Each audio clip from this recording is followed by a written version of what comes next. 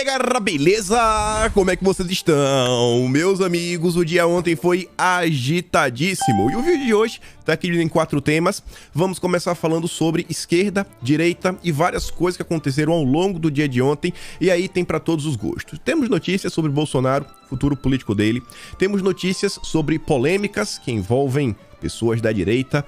Temos notícias também sobre coisas bem interessantes e movimentações bem positivas dos nossos parlamentares. Estão se movimentando, estão realmente atuando, agindo e usando as suas canetas. E a turma da esquerda, obviamente eles seguem trabalhando, mas com aquela agenda que eu acho que a maior parte de vocês discorda completamente. Enfim, tem muita coisa que eu quero trazer nesse âmbito, fazer inclusive alguns comparativos, quero falar desde liberdade de expressão até a CPMI, a atualização aí, como é que andam as assinaturas. O Senado já tem muito mais do que se precisa, o foco agora é na Câmara. Depois vamos falar sobre o senhor Haddad e seus amigos. O Haddad meio que foi constrangido, para não falar que meio que foi humilhado lá no evento da BTG, a nova elite pensante financeira política do Brasil, BTG Experience. Quero falar com vocês sobre isso e quero falar sobre as brigas internas dentro do PT, que parece que as coisas estão cada vez piores para o Haddad. Ele teve mais uma derrota acachapante. A vida do poste realmente não tá fácil. Depois, algumas notícias complicadas porque envolvem a economia brasileira e as coisas não estão indo bem mesmo no Brasil. Mais notícias bem complicadas sobre grandes empresas que estão aí passando por alguns perrengues. Quero mostrar para vocês, falar até um pouco das americanas. E o quarto tema tá ali SG, porque a gente também vai falar da agenda SG, mas também quero falar sobre a agenda internacional do Dilma. Saiu aí um pedido. A embaixadora americana fez um pedido pro Dilma e eu garanto para vocês, não tem como ele vencer. Ele perde ou perde. Vocês vão entender ao longo da pauta desse assunto. Também quero falar sobre algumas coisas que envolvem o Senado e os nossos deputados, algumas regulamentações que a turminha está pensando em aplicar. Enfim, tem muita coisa e vamos que é para tempo falar sobre tudo. No dia de ontem, o Dilma estava em Sergipe e, mais uma vez, ele tem que falar do Bozo. O Bozo! Ele não tira Bolsonaro da cabeça. Tá lá. Não teve nem coragem de me colocar a faixa. E ainda parece que tá ficando assim meio cansado das ideias. Sabe aquele cara que vai repetindo a mesma ladainha o tempo inteiro? Essa fala aqui do Dilma ele fez anteontem, quando ele foi lá na Bahia. Aí ontem, fez de novo. Sabe, é a mesma história, o cara não consegue trocar o disco. Mas trabalhar, apresentar projetos, colocar como é que ele vai consertar o Brasil, isso ninguém sabe. Ninguém sabe. E a turma aí que realmente mexe com o grande capital, né, os grandes investidores, parecem estar um pouco preocupados. Inclusive saiu ontem uma análise, não concordo com tudo com o que foi dito, mas, segundo lá o jornalista, foi uma matéria que saiu no bastidor, dizem que no momento atual já existem algumas discussões internas dentro aí da picanha para saber se o Dilma estaria certo ou não em estar batendo em Bolsonaro o tempo inteiro, porque isso está mantendo Bolsonaro vivo nos noticiários. E uma coisa que é pública e notória é que Bolsonaro tá quieto no canto dele, lá nos Estados Unidos. Ele concedeu entrevista agora, anteontem, lá para o Wall Street Journal e só, ele tava quieto. Tá quieto, ele não fala nada, não faz live, anda no meio da rua com o povo, mas tá aí, tá de boa, tá na dele. Mas a imprensa Neodilma consegue esquecer, né, Bonorinho. E falando dele, o Ricardo Noblat, pai do Guga Noblat, soltou uma nota, né, na sua coluna lá do Metrópolis, falando o seguinte: acelera o julgamento de ações para tornar Bolsonaro inelegível. Os 3 poderes da República atuam na mesma direção. É mesmo? Coincidência? Poderia ser, mas não é. Representantes dos 3 poderes operam em conjunto para tornar inelegível o ex-presidente Jair Bolsonaro. Realmente, a festa da democracia. E, segundo o Noblat, o mais rápido possível. Talvez antes do final de maio próximo. Não é do próximo ano, não, é maio agora. Ou seja, a gente já tá... Basicamente terminou o mês de fevereiro, né? Então vamos botar março, abril, em 3 meses. 3 meses. Lula não esconde isso. Isso é bem óbvio. Todo santo dia repete que Bolsonaro estava por trás do golpe do dia 8. Pacheco, presidente do Senado, deu sua contribuição ao dizer ontem, em um evento lá do Banco BTG, o que eu atribuo ao ex-presidente foi sua incapacidade de conter os apoiadores que viram nele um grande líder político. Não houve da parte dele capacidade de fazer com que aquelas pessoas compreendessem que não se mexe com a democracia. Ai, agora Bolsonaro ele é responsável pelas outras pessoas?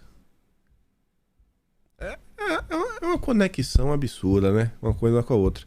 Quer dizer, então, que se um cara votou no Pacheco, dirigiu bêbado e atropelou uma pessoa, o Pacheco é culpado? Porque ele eleitou do Pacheco. E aí? O Pacheco é culpado também. Vai responder junto no tribunal? Cara, é umas coisas assim que não tem cabimento. Mas esperar o quê do Pacheco, né? Pelo amor de Deus. No âmbito do judiciário, o Tribunal Superior Eleitoral confirmou a decisão do Benedito de manter a chamada minuta nos autos. Os ministros também definiram um procedimento para permitir a inclusão de fatos e documentos específicos nas ações de investigação sobre as eleições de 2022, o que deverá turbinar casos já em andamento na Justiça. Benedito afirmou ser inequívoco que o fato de Anderson Torres ter em seu poder uma proposta de intervenção no tribunal e de invalidação do resultado das eleições possui aderência aos pontos controvertidos do discurso de Bolsonaro ao longo do governo. E depois ele colocava a fala, mas tá vendo aí que a turma parece estar bem chateada com o Jair. E aí temos a Mônica Bergamo, uma jornalista muito simpática ao PT, a turma da esquerda, e que tem as suas fontes. Ela soltou essa nota, já no finalzinho mesmo da noite de ontem, 11h12 da noite. Bolsonaro ficará inelegível, mas não deve ser preso. Segundo Mônica Bergamo, quem disse isso foram ministros do Supremo e também do STJ. Mas não deve ser preso não, viu? Eu acho muito difícil, eu realmente acho, falo pra vocês, né, querendo desestimular nem nada, eu acho extremamente difícil Bolsonaro não ficar inelegível. Muito difícil. São 16 ações. Tem 16 ações contra Bolsonaro. Basta uma para ele ficar inelegível. Então eu acho que vai ser bem complicado. Basta uma dentro de 16. Mas enfim, Deus no controle. E o próprio Jair falou, né? O trabalho dele tá longe de terminar. E eu tenho certeza, seja ele candidato, seja ele, sabe, um simples cidadão, o Jair nunca vai ser mais, né? O Jair já se tornou um ícone dentro da direita. Tenho certeza que essa turma vai se arrepender de deixar Bolsonaro inelegível. O Dilma falou que Bolsonaro estaria atrás das confusões do dia 8. E aí os nossos deputados estão trabalhando para iniciar uma CPMI para investigar realmente, né, algumas coisas relativas ao dia 8 que surgiram na imprensa em determinado momento, alguns questionamentos. Teve aquela notificação, por exemplo, da ABIN, sabe, uma possibilidade bem remota de, quem sabe, a turma da defesa, da justiça, não ter colocado tanto empenho quanto eles deveriam colocar. E o André Fernandes, ele vem a público atualizar. Anteontem tinha em torno de 60 assinaturas, agora já temos 108. Aumentou aí mais ou menos umas 48 assinaturas, ou 48 assinaturas em média, 45. Deputados federais já assinaram a CPMI do dia 8 de janeiro. Precisamos de 171 assinaturas, ou seja, está faltando 63. 63 assinaturas para termos o quórum. No Senado são 27. E dificilmente o governo vai conseguir enfraquecer a força no Senado, porque já tem 31 assinaturas. Tem muito mais do que o mínimo. O governo aqui teria que trabalhar para remover 5 assinaturas. E eu não acho que o governo vai conseguir. Não acho. A turma tá aí. Uma CPMI, eu acho que a turma da direita tem condições de brigar para ter um quórum que, pelo menos, algumas convocações e alguns questionamentos que interessam, acho que a grande parte da população, pelo menos a parte mais à direita, sejam colocados para andar. Uma CPI lá no início, como o seu Renan Calheiros, Randolph queriam, só com a turminha, tipo o grupo do Omar Aziz, Renan, Randolph, como CPI da pandemia, esse eu acho complicado. Mas aqui a gente tá falando de uma CPMI. Vamos observar. Então, o André Fernandes, ele colocou uma lista, na verdade, lá tá todos os estados. Ele marcou quem foram os senadores que já assinaram. E aí, podem entrar dos outros deputados, desculpa. E aí vocês aí da sua região, procura o seu estado, fala com educação, obviamente. Pô, deputado, dá uma força. Assina aí, bicho. Vamos aqui, cola junto. O André diz, ó, Por questões de transparência, estou postando aqui a lista completa de todos os parlamentares. Cobre de forma educada o posicionamento do seu deputado. Queremos apenas transparência. E não param por aí as ações da direita. Aqui é só para confirmar. Isso tinha sido acordado previamente, o acordo foi cumprido. Fica nas mãos do PL a relatoria do orçamento de 2024, o ano das eleições municipais. Valdemar emplaca deputado aliado para relator-geral do orçamento de 2024. Ele conseguiu emplacar deputado próximo para a relatoria geral do orçamento, que indicará o destino de bilhões em 2024. Bilhões, né? Nem determina quanto. Não é um deputado da ala bolsonarista, é o Mota, que é um cara de São Paulo, já era o que estava no acordo, já é o nome que o Valdemar queria. O Felipe Barros chegou até a se candidatar, mas retirou o nome numa boa, sem grandes entraves com o Valdemar. E assim, não acho que vai fazer um orçamento visando promover a direita, a conservadora, etc, tudo mais. Mas o Valdemar não é besta, de jeito nenhum, é dono de um partido. E é óbvio que o Valdemar quer ver o partido dele crescer. E quando a gente olha hoje, a grande parte das pessoas mais à direita, dos nossos deputados, pelo menos, estão no PL. Então, eu acho que nada, nem que seja de forma indireta, a direita vai ganhar alguma coisa com isso daqui. O Valdemar não vai querer trabalhar para que o orçamento ajude a turma do PT, né? Que ajude a turma do PL, né? Não tem nenhum menino aqui, não tem ninguém besta. O Ramagem foi um dos que eu apoiei, dos 4 parlamentares candidatos que eu apoiei, foi eleito. E ele acionou a justiça contra a nomeação do Mercadante. A lei das estatais, que o Dilma colocou aí, que passou na Câmara, ainda não passou no Senado. Então não tá assim do redondinho. E o Ramagem aponta que, do jeito que a lei está no momento, o Mercadante não teria condições de assumir o BNDES. A lei das estatais proíbe nomeação de nomes ativos de estrutura decisória de um partido. Vedação legal de indicações meramente políticas em relevantes cargos técnicos. Evita-se o desastre ideológico do Foro de São Paulo e a destruição da principal instituição nacional de fomento. Se os nossos deputados dividirem, né, bonitinho, todo mundo sai ganhando. Todo mundo sai feliz. Um lida com alguns requerimentos para missões de nomeações da turma da picanha, outro vai atrás de colher assinatura para CPI, outro faz uma coisa, outro trabalha para um projeto de lei. Aí tem a turma lá que é a bancada da defesa da vida. Vamos falar assim, né? Vamos trabalhar com a linguagem, defesa da vida, você poder ter uma coisa para você se defender. Então, se a turma da direita se organizar, temos atuações em todas as áreas. Parabéns ao Ramagem, parabéns ao André, parabéns a todo mundo. Polêmica agora. Polêmica. O Gil Diniz é um cara que eu tenho uma certa simpatia. E que eu acho assim que quando eu olho a atividade parlamentar dele, eu acho que ele sempre foi um cara assim que trabalhou pela direita. Você pode ter alguma discordância com ele, achar que ele podia ter feito um pouco mais, um pouco menos, mas eu sempre achei o Gil um cara bem honesto, super bem intencionado. O cara realmente assim, não, cara, ele quer fechar com a direita. Nunca foi aquele cara só de passar pano de forma doidada. E aí o Gil, ele comentou sobre uma coisa que aconteceu ontem. No primeiro momento, eu queria jogar várias pedras. Eu me segurei, eu falei, vou esperar um pouco pra ver se vou dar sabe, uma colher de chá. Eu dou uma colher de chá pra ver se eu jogo um tijolo ou jogo uma brita, né? Vou ver, mas tô chateado, Tarcísio. E envolve o quê? O nosso governador do estado de São Paulo, o Tarcísio, ele sancionou um projeto de lei. Que é o projeto de lei sobre a questão do passaporte. E aí, eu já vou trazer de uma forma para ficar assim bem, sabe, mais fácil de entender. Não vou falar todo o processo. Teve algumas brigas, algumas pessoas apontando o dedo. E o Gil, ele meio que já começa a esclarecer nessa postagem. Ele fala o seguinte: parabéns, governador, pela coragem de sancionar o PL. Só que o Tarcísio, ele não sancionou o PL inteiro. O Tarcísio sancionou o PL e ele vetou vários artigos. E aí as críticas da turma da direita que falam, isso aqui é para inglês ver. Pô, será que isso aqui realmente vai colar, não vai colar? E aí, Tarcísio, qual é? Ficou esse questionamento.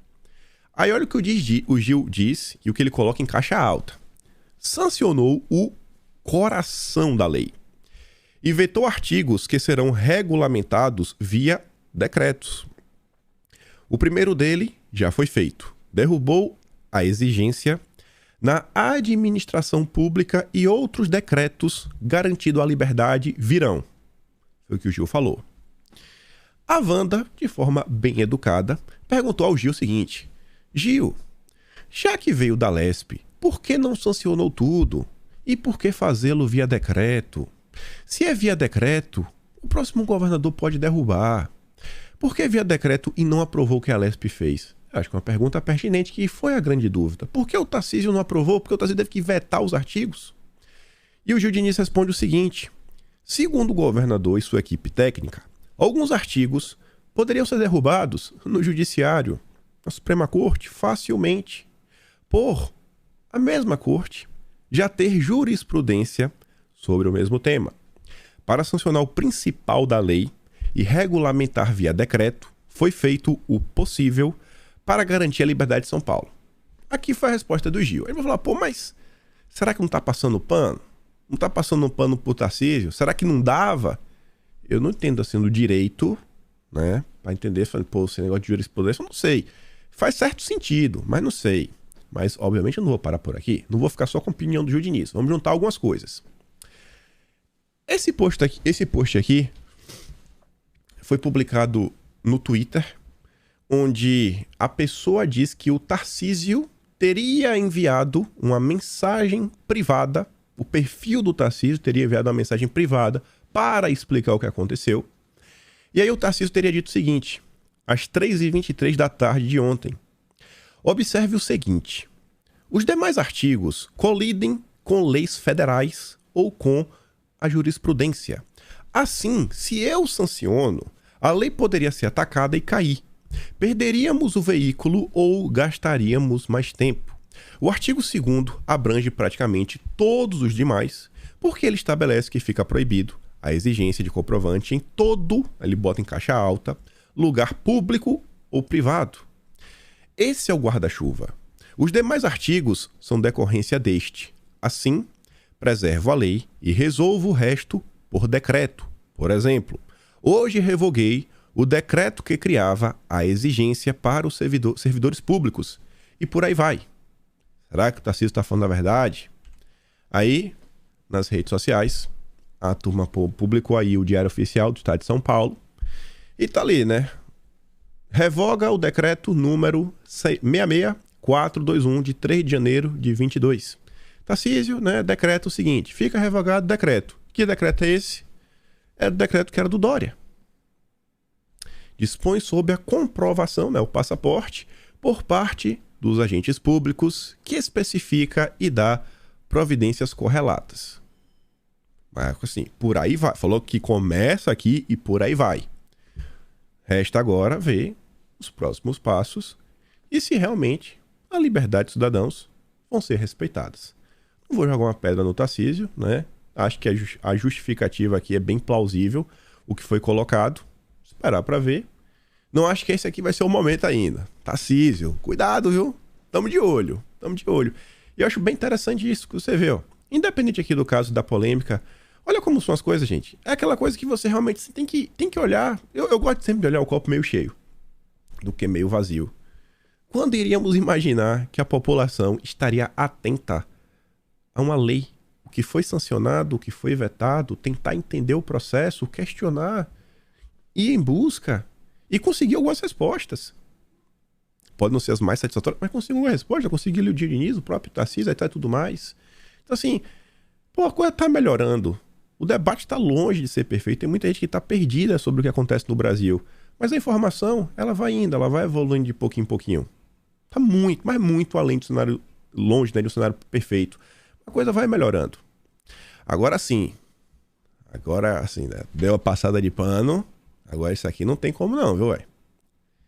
Deputado do MBL será vice-líder de Tarcísio na Assembleia. Pô, Tarcísio. Questão do passaporte, beleza, bacana. Mas MBL, cara. MBL, Tarcísio. Aí é dureza, viu? Aí é dureza. Mas tudo bem. O cara ainda gravou um vídeo pra falar o seguinte: nós somos contra o Tarcísio, porque o Tarcísio apoiou o Bolsonaro. Só que agora o Tarcísio está nos mostrando que ele anda se afastando do bolsonarismo. Eu falei, pô, e com esse cara, bicho? Mas enfim, né? Também às vezes não foi nem ele, às vezes foi o próprio partido, etc. Mas ele tá vendendo nas redes sociais que ele trabalhou por isso, andou meio calado, etc. Tudo mais. Guto Zacarias, vice-líder do governo na Alesp. Mas vamos voltar. Sobre essa questão que envolve aqui saúde, para falar mais aí da atuação da direita, olha a turma da CNN. Após críticas do presidente do Conselho Federal de Medicina à obrigatoriedade das máscaras, a Anvisa declarou que suas ações são baseadas nas melhores evidências científicas alinhadas a órgãos como o Ministério da Saúde e a OMS. Bom, o documento do CFM, onde eles questionam, eles postam vários estudos que defendem o uso e vários estudos que não defendem. É muito cômodo falar o seguinte, não, são baseados nas melhores... Como assim as melhores evidências? Quem define o que é melhor ou pior? É o jornalista da CNN que faz caras e bocas? É isso? É o argumento de autoridade sempre. Não, as melhores. Quem que diz que é melhor? A ciência? Do Átila Tamarindo? E assim, é porque é da OMS. Da OMS. Vai entender. Outra coisa aqui que envolve a turma da direita, parabéns aos deputados estaduais do Rio de Janeiro. O Anderson Moraes fala o seguinte: após rejeitarmos a medalha à cantora Ludmilla por suas letras e apologia a substâncias ruins, rebaixamento de mulheres, novamente derrubamos a honraria agora ao rapper Emicida por letras que estimulam a violência contra a polícia e também o machismo. Parabéns para a turma da Alerj. Aí tá lá, ó, entrega de medalha Tiradentes ao Emicida causa polêmica na Alerj. E tinha muita gente da esquerda, muita gente chorando. Acho que a Erika Takimoto, ai, que isso é absurdo! Como assim? Grandes representantes da música popular brasileira estão sendo discriminados? É a turma que a direita, desculpa, que a esquerda quer alçar a grandes líderes, né? Os grandes bastiões da cultura brasileira. Olha a atuação da esquerda. E olha o que o governo Bolsonaro fez. Eita, esse Bolsonaro é demais, viu? PSOL quer o fim de setor no governo que fomenta comunidades terapêuticas. Os deputados do PSOL, Pastor Henrique e Sâmia Bonfim, protocolaram nesta quarta-feira na Câmara um projeto de decreto legislativo que pretende desfazer uma coisa que o governo de Jair Messias Bolsonaro fez, né, que é desfazer o Departamento de Apoio a Comunidades Terapêuticas como parte da estrutura permanente do Ministério do Desenvolvimento e Assistência Social. Aí você fala, tá, mas o que é que essa comunidade terapêutica faz? O que é que Bolsonaro fez? Aqui você vai entender de forma fácil. O PSOL está contra. Normalmente, se o PSOL está contra, estamos a favor. Olha por que o PSOL está contra. Segundo os deputados, a medida abriu espaço para a atuação de entidades religiosas. Ei, já entenderam, né? Os cristãos estão ajudando no processo. Tentando ajudar pessoas, né? Terapia que é conhecer Nosso Senhor. Isso é um problema, não pode. Entidades religiosas que não seguem protocolos estabelecidos pela Lei de Reforma Psiquiátrica e conflitam com a atuação da Rede de Atenção Psicossocial, REPS, que é ligada ao SUS. Eles apresentam a palavra do Nosso Senhor, né? Isso é muito complicado. Cristãos não podem ter espaço em nenhum tipo de terapia. Porque eles não seguem as leis dos homens. Os malvados seguem a lei de Deus. Você entendeu, né? Uma medida do governo Bolsonaro, viu? Governo Bolsonaro, espaço e valorizando os cristãos. O Brasil é laico, mas o presidente que a gente tinha era cristão convicto. Nunca fez questão de esconder. Nunca. Justiça concede liminar CAC que não quer registrar a sua ferramenta na Polícia Federal. Olha só. Isso daqui foi um cidadão comum. A vitória de um cidadão comum contra o Leviatã. Em 1º de fevereiro, o Ministério da Justiça regulamentou o recadastramento por meio de portaria. Após a obrigatoriedade do novo registro, o CAC entrou com ação na Justiça Federal contra a União, afirmando que as medidas são ilegais. Para o autor da ação, a União desrespeita o Estatuto do Desarmamento, que estipula as competências do Sinarme e do Sigma. O juiz concordou com a argumentação do autor. Não sei quem é o cara, tem um na minha cabeça que deve ter até um grupo, que é mais da direita, que elegeu os deputados, que deve estar, quem sabe, envolvido no bolo nessa confusão. Não fui checar, não tive tempo.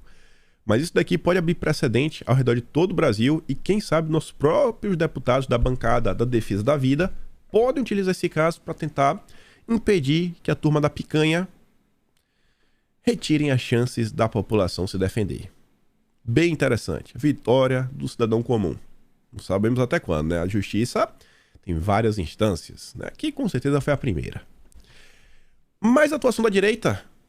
O Mário Frias, enquanto era secretário da Cultura, ele, junto com o André Porciúncula, junto com Carmona também na época, se eu não estou enganado, Felipe Carmona, se eu não estou enganado no nome, eles haviam feito e Bolsonaro havia apresentado a MP da Liberdade. Bolsonaro, classificado pela imprensa como autoritário, ditador, isso, aquilo, outro, apresentou a MP para garantir a liberdade das pessoas no ambiente digital. O que é que o Pacheco fez? Devolveu a MP. Pode? O Pacheco fez. Mas pode devolver a MP? O Pacheco devolveu. O Pacheco devolveu. Pode? É um negócio muito engraçado no Brasil. Aí o Mário Frias vai fazer o quê? Beleza, não aceitaram MP, então vamos tentar apresentar como projeto de lei. Mário Frias busca assinatura para votar projeto de Bolsonaro com urgência.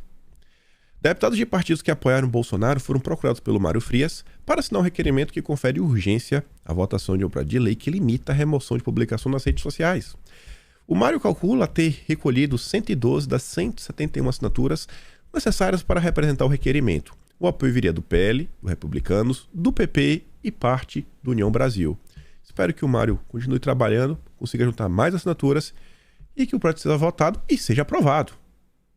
Se nossa turma se dividir, cada um faz um bocadinho e vai se ajudando, e todo mundo sai feliz. Parabéns também pro Mário Frias.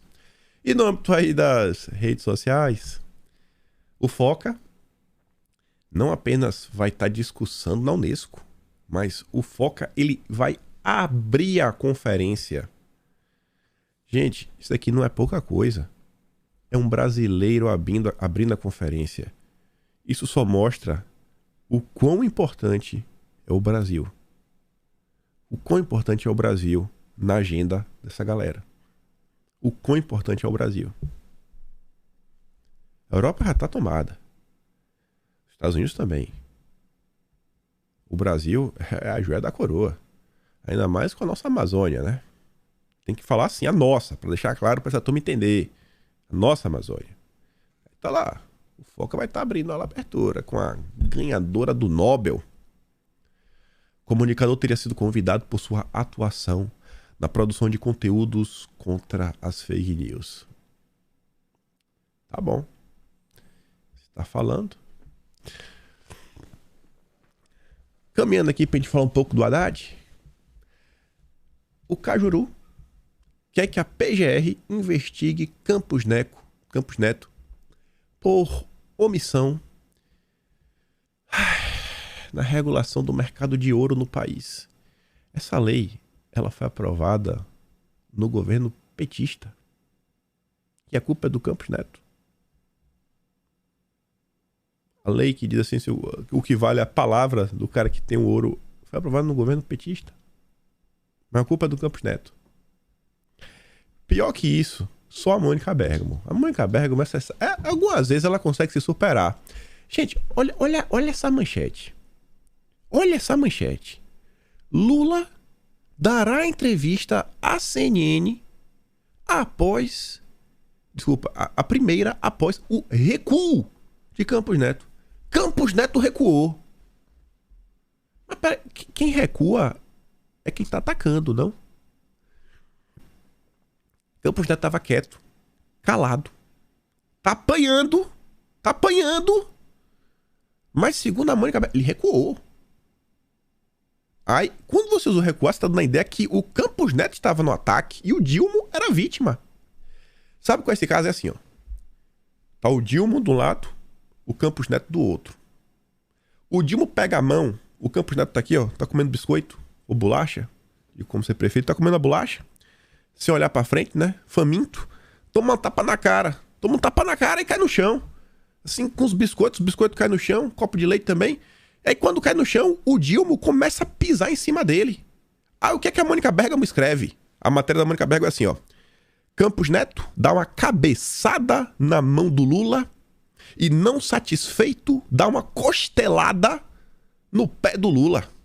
Sapato do presidente desamarrou o cadarço. É a matéria da Mônica Bergamo. O Campos Neto recuou. A Mônica Bergamo, assim, eu acho que o grito, sabe? A Mônica Bergamo está precisando de um Rogério Xavier em sua vida. Vocês já vão entender por quê. Está precisando de um Rogério Xavier pra chegar e falar: ô Mônica, amiga, assim, a gente sabe que você é simpática ao PT, mas pelo amor de Deus, volta pra terra. Volta pra terra. Volta, filha. Tá feio. Tá feio demais. Tá feio demais. Ela tá precisando conhecer um Rogério Xavier pra chegar assim na moralzinha e falar umas verdades pra ela. Vocês já entendem por quê. Vamos falar do Haddad. Vem acumulando uma série de derrotas e, como diz o Bonin, né? Ele enfrenta a velha e boa fritura petista. Os blogs sujos petistas estão de volta. Eita, como chega a dar um prazer de ler isso daqui. E que ironia. Escolheram como primeiro alvo das notícias apuradas justamente um petista, o Haddad.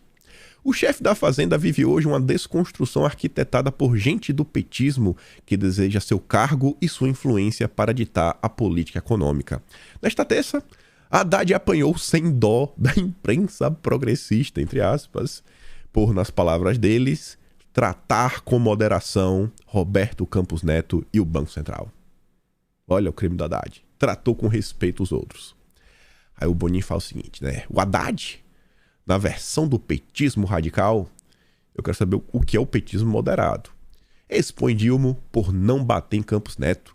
A postura do presidente, que decidiu partir para a briga com o chefe de uma instituição autônoma, implode a promessa de pacificação e de diálogo vendida na campanha eleitoral. Lula não é pacifista. Sim, a gente sabe disso há muito tempo. Quando encontra um obstáculo a seus objetivos, desqualifica, rotula e atira o suposto adversário aos leões das redes sociais. O petismo nas redes, aliás, atua como atuava o gabinete do ódio bolsonarista. Que gabinete do ódio? Eu queria pegar um jornalista desse e botar assim: irmão, me diz o que é o gabinete. Isso me explica. Me aponta aí umas provas. Pelo amor de Deus. A autonomia do Banco Central é, para o petismo, o que era o comunismo para o bolsonarismo. O Bonin não esquece Bolsonaro. Haddad, nessa tocada, é sabotado por companheiros como Aloysio Mercadante e Gleisi Hoffmann. Estamos falando disso, né, há um bom tempo. Vive seu pior momento. Há 45 dias era um importante quadro petista, escalado para a Fazenda, para tentar refazer o caminho de FHC até o Planalto. Se a economia fosse bem, ele seria o nome para substituir o Dilma. Só que a coisa desmoronou. Dilma, que não queria outro mandato, agora diz que pode disputar novamente. E Haddad tornou-se voz mais fraca que Mercadante no BNDES e de Gleisi no comando do partido. O Dilma dá ouvidos aos aliados de esquerda enquanto permite os ataques ao Haddad, hoje muito mais próximo da Simone Tebet do que o chefe do Planalto nas posições de moderação. E o carnaval nem passou. E nem passou o carnaval. No dia de ontem, aqui que realmente foi uma derrota do Haddad, após embate entre o Haddad e o Marinho, o Dilma decide aumentar o salário mínimo para R$ 1.320. R$18 de aumento. R$18. Após embate entre os ministros, né, Haddad e o Marinho, o Dilma escolheu seguir com o Marinho. Segundo apurou a coluna, Lula bateu o martelo sobre o novo valor do salário mínimo após reunião dos últimos dias com o chefe da equipe econômica e com o Rui Costa. Aliados do ministro do Trabalho afirmam que houve resistência da turma do Haddad, ou seja, do Ministério da Fazenda, em conceder o reajuste, por não ter certeza sobre os recursos em caixa disponíveis para bancar o aumento. Por fim, Haddad acabou cedendo. Assim como Haddad também cedeu na questão dos combustíveis. Assim como Haddad vem cedendo em tudo. Assim como, daqui a alguns dias, o Haddad vai ser convidado, não sei, né, a fazer outra coisa e deixar que o Aloysio Mercadante se torne o novo ministro da Fazenda. Aí você vê como são as coisas. O Humberto Costa comemorou R$18. Salário mínimo deve ir para 1.320. E faixa de isenção do imposto de renda para 2.640. Faz o L. R$18. R$18 de aumento. E tem que fazer o L para uma quebra de promessa. Porque aqui, ó, 18 de janeiro, Lula promete isenção de imposto de renda para quem ganha até R$5.000. Era 5 mil, hein? Vai entender. Vídeo. Haddad é constrangido em evento do BTG. O Rogério Xavier apareceu para falar... Eita, quase eu derrubava o chá em cima do teclado. Escuta o que o Rogério Xavier falou pro Haddad. É o que falta alguém para falar pra Mônica Bergamo. Mas ninguém tem coragem de chegar pro ministro Haddad e falar: ministro, sabe qual é o problema da meta de inflação? É porque as pessoas não têm confiança na execução fiscal que o senhor está propondo. Mas sejam sinceros e façam o argumento correto. Cheguem para o ministro e digam: ministro, esse pacote que o senhor fez aí não é o pacote que a gente acredita que vai entregar uma meta fiscal de superávit primário perto de zero ou de -1, com a trajetória em algum momento chegando a zero, e que vai desequilibrar a sustentabilidade da dívida. Mas fale que esse é o motivo, não é a meta de inflação. Antes de palestrar, chega um cara na frente para falar na cara do Haddad. Vocês estão com medo? Fale. A imprensa, a Mônica Bergamo, pode escrever o que eles quiserem. Mas no final do dia, a turma sabe, gente, que o Brasil tá dando errado. Cara, não é questão de meta de inflação, isso, aquilo, outro. Cara, o que foi apresentado por vocês, esse plano fiscal, não cola, bicho. Vai dar errado. Vai dar errado. A fala completa do Rogério Xavier, ele até elogia o Haddad em determinado ponto, faz umas críticas ao Paulo Guedes. Mas tá aí, bicho, a parte importante é essa. O Haddad tendo fazer uma parte que é falando: cara, o que tu apresentou, ninguém acredita que vai dar certo. Ninguém acredita. É que o povo tá com vergonha de te falar no meio da tua cara que não vai dar certo.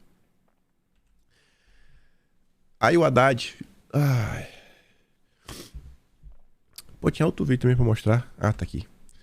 O Haddad lá no BTG falou que o Bolsa Família acabou com a fome no Brasil entre 2003 e 2010. E o Sam Pancher fala: a afirmação do ministro é falsa. A série histórica do IBGE nunca registrou zero índice de fome no Brasil, como já mostrou o Aos Fatos. Teve fact-checking? Não. Vai ter fact-checking? O Estadão comprova? Vai trabalhar? Não, não vai. Porque aqui é a turma da picanha. Fact-checking no Brasil é só para mostrar como a turma de Bolsonaro produz desinformação. Mas vamos lá. Aqui é outra do Haddad.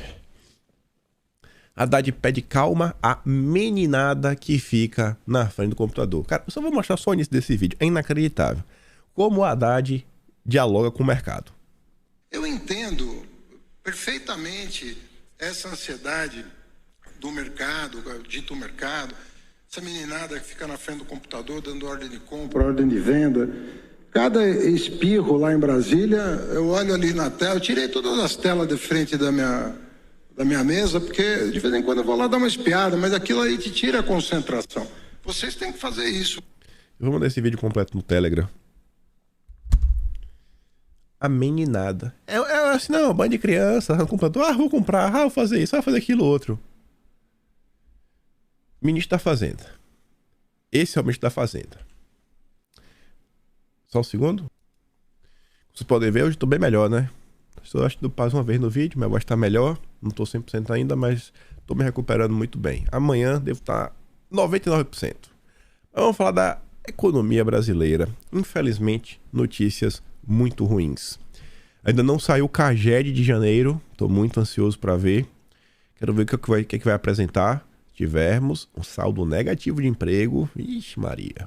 Mas o Luiz de Barros, ex-ministro da Comunicação, ex-presidente também do Banco Central, é um cara que deve conhecer um pouquinho das coisas.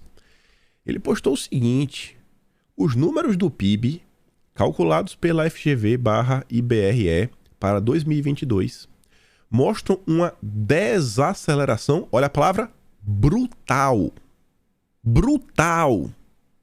ao longo do tempo, com PIB negativo no quarto trimestre, que compreende os meses de outubro, novembro, dezembro. Ou seja, o pós-eleição. E certamente o primeiro trimestre de 2023. Isto ainda não entrou na mídia, nem nos debates do mercado financeiro, mas com certeza será mais à frente. Sem brincadeira, sem querer aumentar, criar um caos, eu acho que o Brasil já está vivendo uma crise econômica.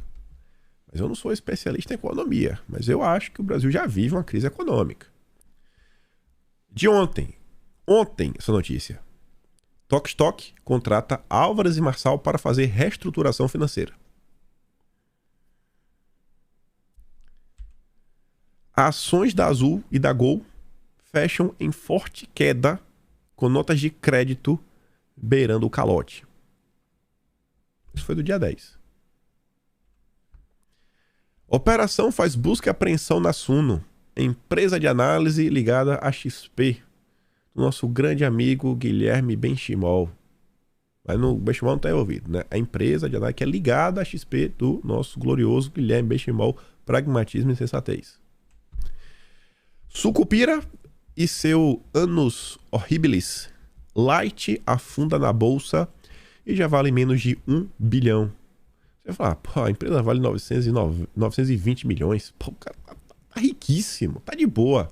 Gente, a empresa tá valendo agora 920 milhões. Antes da pandemia, a distribuidora valia quase 10 bilhões. E essa empresa é do Sucupira, que é um dos sócios aí do Lema, né? Das Americanas. Olha o cenário. Junta com as outras. Ortopé, Marisa, Volkswagen parando, né, algumas fábricas por uns dias. Desemprego em dezembro. PIB caindo brutalmente. Tá complicado, viu? O ano começou com as fábricas lá no Pernambuco de confecções fechando. Só uma foram mais de 2.200 pessoas demitidas. Segundo a Luiz Mercadante, o BNDES não é hospital e não irá socorrer as Americanas. Espero que sim, né? Vamos ver o que vai acontecer. Vamos ver. E aí diz que pode avaliar uma linha de crédito para pequenos fornecedores. Que eu acho que é bem justo, né? Não pode deixar que os pequenos sejam punidos pelo que os grandes deuses do capitalismo brasileiro fizeram à frente das Americanas. E aí pega esses assuntos, começando inclusive pela questão das Americanas, pra gente falar sobre o nosso... que eu tava com saudade dele. Senhor Sérgio Moro. Moro, a Americanas e a CAI.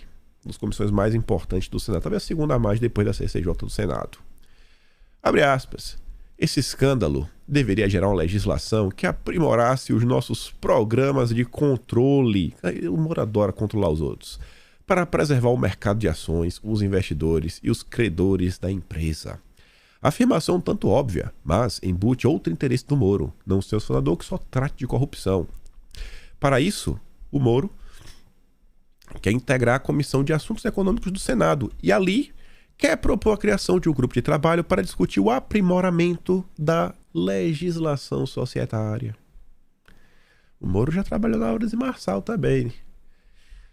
E aí, esse tipo de legislação, você vai moldando como deve funcionar a governança das empresas, né? Os sistemas de checks and balances, o compliance da empresa para evitar que escândalos como o da Amazônia voltem a acontecer.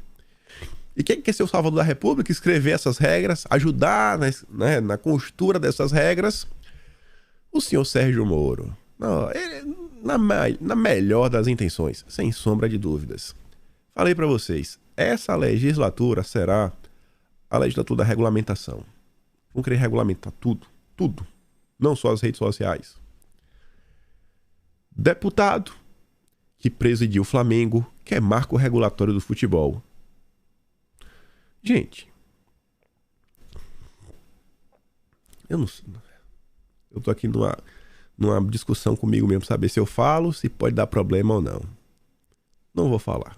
É melhor evitar a fadiga. É necessário aperfeiçoar a governança das entidades. E também de induzir, olha só, a gente tá falando de futebol. Políticas públicas que associem educação e futebol, tá? E também incentivar a responsabilidade social e ambiental. Pessoal, olha só. Futebol é um cara correndo no campo atrás de uma bola. Não é Fórmula 1 que tá queimando gasolina, que não é nem mais o V12, não é nem mais o V10. Hoje já são V8, uns V8 tudo pequeno, né? Nem era como era no passado. Meu Deus do céu. Já foi-se o tempo. A Fórmula 1 já virou SG. Já tem agora Fórmula E. Ele tá falando de futebol, gente. Meu Deus. O mais próximo do meio ambiente é a grama. Ou seja, é um esporte que cuida da grama, cuida do meio ambiente. O cara tá preocupado com socioambiental e governança. Gente, ó. Governança. Vou até botar aqui, ó. Governança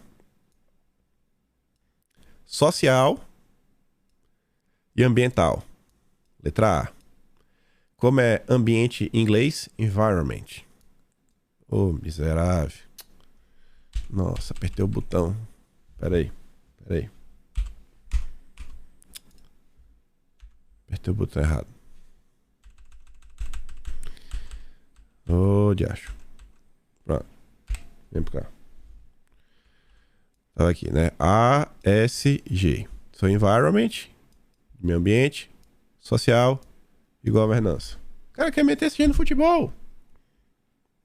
Governança social e ambiental. Você tá achando que isso aqui... até nisso, mas isso aqui também não é algo novo. No dossiê chamado ESG, episódio 881. Esse era o primeiro slide do vídeo. E aqui tava, ó, uma bola de futebol e não era aleatório. Não era aleatório. XP e Álvares e Marçal avaliam La Liga Brasileira em 10 bilhões. Os clubes de futebol brasileiros se articulam para assumir o protagonismo. Álvares e Marçal, a mesma do Moro. Representantes dos clubes ouviram atentamente executivos da Álvares e Marçal, da XP, né? Apresentaram propostas, organizações, campeonatos, até tudo mais. Aí no vídeo eu trazia essa notícia aqui, ó. Como fica a proposta da La Liga nos clubes para a reestruturação do brasileiro? Tebas explicou como funciona o modelo de gestão da La Liga. Entre outras coisas, ele destacou a governança e a necessidade de compliance para verificar onde o dinheiro está sendo investido. Assim você teria um torneio para o torneio, enquanto o investidor teria a garantia que seu dinheiro não será desviado. A questão não é apenas evitar dívidas e manter os custeios do futebol dentro do orçamento, mas também canalizar o dinheiro que será investido. Ou seja, a parte do dinheiro arrecadado pela Liga teria que ir para pagar investimentos em gramados e infraestrutura, quitar dívidas, dinheiro para marketing. O clube que não seguisse seria punido. Seria punido. Marketing. Quantas vezes vocês não vê que assiste futebol, até quem não assiste? Não, o capitão tá usando aqui uma abraçadeira que tem umas cores diferentes, né? Para defender a pauta disso, daquilo outro na abraçadeira. Você não usou? Você vai ser punido. Vai ser punido. Vai ser punido. O esporte mais assistido pelos brasileiros, o esporte do Brasil, a turma quer controlar. E através, né, do mercado privado, você vai avançando com agenda ideológica. Você acha que isso aqui é aleatório? Você acha que essas coisas são aleatórias? Cada vez que você cria mais controle, alguém está ficando mais poderoso, porque alguém vai controlar. Se você cria controle, alguém vai controlar. Quem que vai controlar? Normalmente não é só o Estado. Normalmente é o setor privado, avança com suas agendas através, né, do dinheiro, não é nem passando pelo setor público. Só um segundo. Diante disso, olha que interessante. Vocês já pararam para perceber como diversas confusões que acontecem nos Estados Unidos, depois elas chegam ao Brasil, é como se o Brasil vivesse o replay da política americana com atraso, né? Assim, tá mais ou menos assim, uns 2 anos de distância. O que acontece lá, 2 anos depois, acontece no Brasil. Sem brincadeira. Você vê, o Trump foi em 2016, depois Bolsonaro em 2018. Vários movimentos que aconteceram lá, depois aconteceram no Brasil, em diversos âmbitos. E olha quais são as discussões que estão rolando lá pelo momento. No Brasil está se falando do Bolsonaro inelegível. Isso deve acontecer. Vamos pensar no cenário Bolsonaro inelegível. Vamos pensar nesse cenário. O Bolsonaro inelegível, a direita vai precisar de algum nome. Algum novo nome. Nos Estados Unidos, eu não sei se o Trump quer realmente ser candidato ou não quer. Tá meio... Na minha cabeça não tá tão claro. Pode ser que ele tenha decidido, não tô acompanhando tão de perto. Mas o que eu sei é que o governador da Flórida, que é o DeSantis, ele também quer ser candidato. Também quer ser candidato.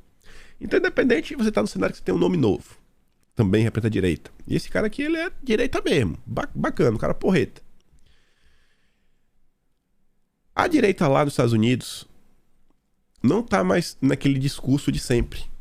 Ah, esquerda, olha o que eles fazem. Agenda mais marxista. Não, a coisa mudou.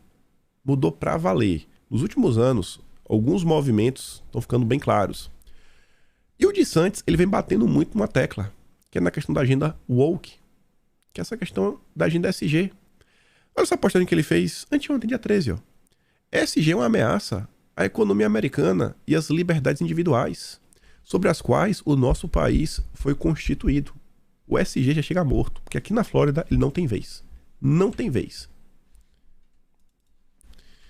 Em outra postagem, ele fala o seguinte: proposta para acabar o SG no que diz respeito a bancos. E ele falou, um banco não pode deixar, ou não é que nem pode deixar, ele não pode dar ou tirar privilégios para uma pessoa porque a pessoa é de determinada religião, porque a pessoa é de tal cor, porque a pessoa é homem ou mulher, isso, aquilo. Não. Tem que ser critérios objetivos. É um bom pagador? É. Então vai ter empréstimo. Não é um bom pagador? Não. Então não é. Vai ser baseado por essas coisas. Parou essa agenda maluca na tomada de decisões. Na Flórida, não. Outra postagem dele. Na Flórida, não queremos os valores do Fórum Econômico, da turma de Davos. Queremos valores de Destin, Dunedin. Deve ser a turma aí lá, a turma, o raiz, o americano raiz. A resolução aprovada hoje orientará os administradores de fundos da Flórida a fazer investimentos sólidos em retornos, não em ideologia acordada. SG está morto ao chegar na Flórida. Nossa. O que é que ele está falando aqui? O governo não pode tomar decisões... Aí ele está falando tudo de fundos, mas eu tenho certeza que isso aqui é muito maior. O governo não vai ficar tomando decisões, tomando como critérios nas suas escolhas indicadores SG. O que o Aloysio Mercadante falou lá no seu discurso? Que o BNDES vai trabalhar por essa pauta, pela agenda woke, pelo clima, pelo meio ambiente. Aquela ladainha, de cima até embaixo. Que vai ser assim que as coisas vão se tratar. O que é que ele tá falando lá? Aqui não. Aqui não. Eu não acho, de coração, que dá pra pegar a turma da picanha que tá aí hoje e falar: olha o Foro de São Paulo, temos que combater o Foro de São Paulo. Gente, eu não acho mais que aquele padrão Foro de São Paulo explica o que é que tá acontecendo. É Tropa de Elite 3. O inimigo agora é outro, totalmente novo. Totalmente novo. Tropa Elite 3. Juntou a turma da picanha com uma vasta aliança liberal progressista internacional que estão em vários ministérios. A própria turma da esquerda falou: existem representantes da Open Society em todos os grupos da transição. A esquerda que tá aí agora não é mais aquela esquerda não é só o Foro de São Paulo. Tem um extra agora. É o Foro de São Paulo junto com as grandes corporações, o grande capital. Essa esquerda que tá aí agora. Bem similar ao que tá acontecendo nos Estados Unidos. Bem similar às tretas na Europa. Olha com quem a turma da esquerda assim, tá se encontrando desde antes das eleições. Era com os democratas, através do Washington Brasil Office, era com os eurodeputados, dos Greens. do SPD, que a turma realmente assim é a turma verde com a turma marxista junto com a turma do grande capital. Essa esquerda já chegou no Brasil. Já chegou no Brasil.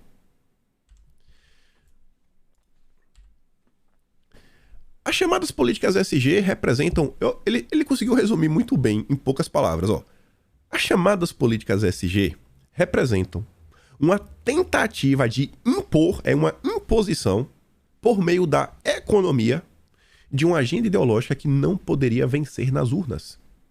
Eles não vencem nas urnas, então eles enfiam goela abaixo através de pressões via economia, via mercado financeiro, via grandes corporações, via uma liga de futebol nova, via regulamentações, e vão indo. E aí o mercado muitas vezes gera a demanda para estimular que os políticos criem as leis. E aí quando você junta esses dois grupos, o Estado com o capital, aí, como disse o Vivek, é muito pior do que lutar contra o capital e lutar contra o Estado. Os dois inimigos se juntaram. Cadê, senhor? Avança aí. Aí veja, a agenda verde é transversal com Dilma, mas ainda ganha forma, diz AES. Além da presença do discurso do governo, o avanço do país em matéria de sustentabilidade conta com apoio do setor privado. Nós, empresários, vamos trabalhar juntos nessa pauta para que a gente avance no Brasil. Será que realmente é pelo bem do meio ambiente? Será, gente? Será? Será? França e Espanha sinalizaram doações para a Amazônia, diz Marina Silva. O governo recebeu sinalizações de França e Espanha para aportes ao Fundo da Amazônia. Não se falou ainda em valores, mas cada vez mais países vão ter algum tipo de direito de dar pitaco. Que na boa, se você está contribuindo, nem que seja R$1, você tem que ter o direito de pelo menos criticar. E de exigir que, pô, cara, tá pegando fogo. Nada, você fala, pô, tá pegando fogo, por que tá pegando fogo? Eu tô dando dinheiro, eu vou dar mais, aí dá mais dinheiro, aí ganha mais direito ainda de falar. Só de ter direito de participar do debate e falar o que é certo e o que é errado, meu amigo, isso vai dar errado. Vai dar errado. E a turma não está percebendo. Isso vai dar errado, gente. Vai dar errado. A turma se diz muito preocupada com o meio ambiente, né? Desmatamento do Cerrado sobe 88% na Bahia e no Piauí em janeiro. Isso em comparação com o ano passado. Subiu 88%. 2 estados governados por picanheiros. Ah, eu não conheço esse PAN. Não conhece, não? Tu conhece essa mulher? Tu conhece aquela logo ali de uma bola da Globo? Tu conhece a Globo? O desmatamento do Cerrado nos estados da Bahia e do Piauí aumentou 88% em janeiro deste ano. Essa é a turma que se preocupa com verde. A Malu Gaspar escreveu uma nota, eu não coloquei aqui não, falando sobre a agenda internacional do Dilma. Ela falou o seguinte: o Dilma tá o tempo todo falando na transição energética, agenda verde, isso, aquilo, outro. Bacana, beleza. Agora, como é que ele vai associar isso, né? Ela falou assim, não é interessante que o Dilma entende que o Brasil pode tentar obter um lugar de destaque aí, né, como uma potência ambiental. Mas conseguir um local de destaque, uma potência ambiental, sem criar problemas pro agronegócio, vai ser complicado. Sendo um dos maiores produtores do mundo de comida, é complicado. Vai ficar de qual lado? Produção de alimentos ou do meio ambiente? Por isso que eu vejo assim, a turma que tá aí agora não dá mais para falar só Folha de São Paulo. Não dá mais. Não dá mais. Aqui é perde ou perde. Perde ou perde. Embaixadora dos Estados Unidos pede para o Brasil não autorizar ancoragem de navios iranianos no país. Se o Dilma deixar o Irã atracar seus navios aqui, vai ser um caos. Gritaria. Vai apanhar, mas de todos os lados. E aí a turma da esquerda raiz vai bater palma. Beleza. Se o Lula não deixar os iranianos atracarem aqui, bom, quem manda no Brasil é os Estados Unidos. E aí a turma da picanha vai ficar maluca. E aí? Se ficar o bicho pega, se correr o bicho come. Aqui não tem solução. Se fosse o governo Bolsonaro, o Irã nem ia estar passando aqui perto. Quer saber que com o Bolsonaro não ia dar certo. Mas o Lula é brother. Lula é brother. E aí? Vai parar ou não vai? Vai obedecer os americanos? Ou vai deixar os iranianos atracarem com um navio de guerra no Brasil? Vamos ver os próximos dias. Vai ser engraçado ver isso daqui. O que é que tá acontecendo? E o Leonardo Coutinho ainda fala, né? Navios iranianos estão navegando pela América do Sul e Lula os espera no Rio de Janeiro no final do mês. O Mauro Vieira, inclusive, liberou que eles né, estaciona aí no porto. Ele colocou a data do dia 23, não é dia 30, né? Que não tem dia 30 em fevereiro. Acho que é a partir do dia 23, se eu não estou enganado. Que podem parar no Porto do Rio. Enfim, vamos analisar e vamos ver. Aqui estão os links do vídeo de hoje. E é isso. Vou mandar os vídeos lá no Telegram. O link tá aqui na descrição.